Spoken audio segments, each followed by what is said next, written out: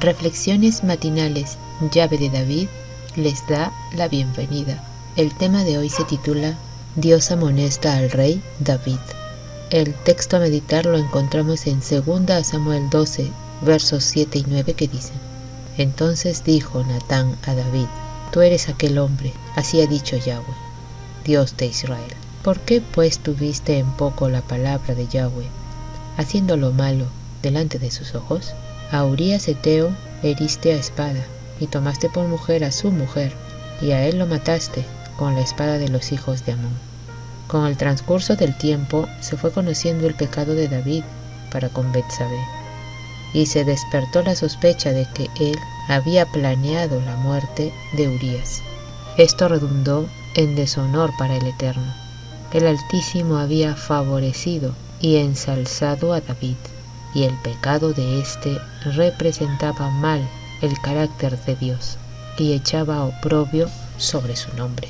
Tendía a rebajar las normas de la piedad en Israel, a aminorar en muchas mentes el aborrecimiento del pecado, mientras que envalentonaba en la transgresión a los que no amaban ni temían a Yahweh. El profeta Natán recibió órdenes de llevar un mensaje de reprensión a David. Era un mensaje terrible en su severidad. A pocos soberanos se les podría haber dirigido una reprensión sin que el mensajero perdiese la vida. Natán transmitió la sentencia divina sin vacilación, aunque con tal sabiduría celestial que despertó la simpatía y la conciencia del rey y le indujo a que sus labios emitiera su propia sentencia de muerte. Como David, los culpables pueden procurar que su crimen quede oculto por los hombres. Pueden tratar de sepultar la acción perversa para siempre, a fin de que el ojo humano no la vea ni lo sepa la inteligencia humana. Pero todas las cosas están desnudas y abiertas a los ojos de aquel a quien tenemos que dar cuenta. La parábola de la cordera, relatada por el profeta Natán al rey David, debiera ser estudiada por todos. Mientras seguía su camino de complacencia propia y transgresión de los mandamientos, le fue presentada la parábola del hombre rico que sacó a uno pobre su única cordera. Pero el rey estaba tan plenamente envuelto en su vestidura de pecado que no comprendió que él era el pecador. Cayó en la trampa y dictó la sentencia de muerte para otro hombre, según suponía, condenándolo a muerte. Esta experiencia fue muy penosa para David, pero también muy benéfica. De no haber sido por el espejo que Natán sostuvo delante de él, en el cual reconoció tan claramente su propia semejanza, no hubiera llegado a la convicción de su pecado atroz, y la ruina lo habría alcanzado. La convicción de su culpa fue la salvación de su alma. Se vio bajo otra luz, como el Eterno lo veía, y a lo largo del resto de su vida se arrepintió de su pecado. A través de las generaciones sucesivas, los incrédulos han señalado el carácter de David y la mancha negra que lleva, y han exclamado en son de triunfo y burla: «He aquí el hombre según el corazón de Dios». Pero la historia de David no suministra motivos por tolerar el pecado.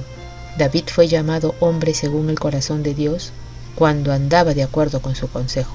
Cuando pecó, dejó de serlo hasta que, por arrepentimiento, volvió a depender de Dios. Aunque David se arrepintió de su pecado y fue perdonado y aceptado por el Eterno, cosechó la funesta mies de la siembra que él mismo había sembrado. En su propia casa se debilitó su autoridad y su derecho a que sus hijos le respetasen y obedeciesen. Cierto sentido de su culpabilidad le hacía guardar silencio cuando debiera haber condenado el pecado, y debilitaba su brazo para ejecutar justicia en su casa. Los que, señalando el ejemplo de David, tratan de aminorar la culpa de sus propios pecados, debieran aprender de las lecciones del relato bíblico que el camino de la transgresión es duro, aunque, como David, se volvieran de sus caminos impíos, los resultados del pecado, aún en esta vida, serán amargos y difíciles de soportar.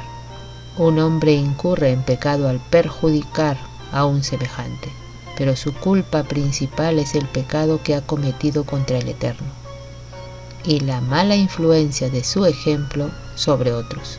La enseñanza para todos nosotros es que no debiéramos tomar a la ligera ninguno de sus requerimientos. Yahweh quiso que la historia de la caída de David sirviera como una advertencia de que aun aquellos a quienes Él ha bendecido y favorecido grandemente no han de sentirse seguros, ni tampoco descuidar el velar y orar. Así ha resultado para los que con humildad han procurado aprender lo que Yahweh quiso enseñar con esta lección. Apreciados oyentes, que Yahweh nos bendiga. Hasta mañana.